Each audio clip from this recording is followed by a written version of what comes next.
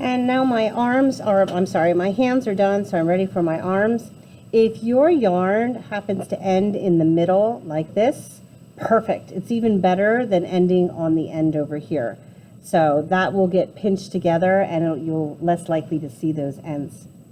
Now for the arms, we are only going to use half of the warp strings, and there are 7. So that means one arm is going to be 3 strings and one arm is going to be 4 strings.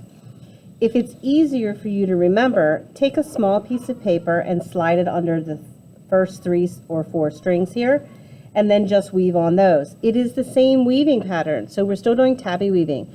So over, under, over, and I'm going to pull all of this,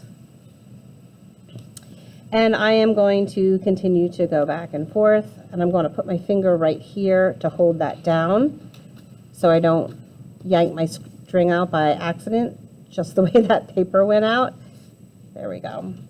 And you just keep coming down. Now I have these marks here. I marked it on my string with red dots. That takes me to the top of my head, so I know when to stop weaving my arm. So I am going to pause the video and show you. I'll come back when I am done and show you that. All right, so I have finished arm number 1, and I have a lot of extra yarn, so I'm just going to go ahead and clip that, and I can use the rest of this yarn on the other arm.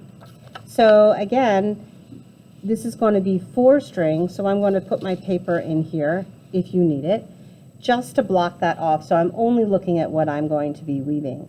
And I'm going to come in here with my pattern again, and I'm just going to start weaving.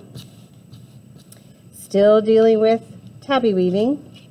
That hasn't changed, just the number of strings that has changed. So keep on going.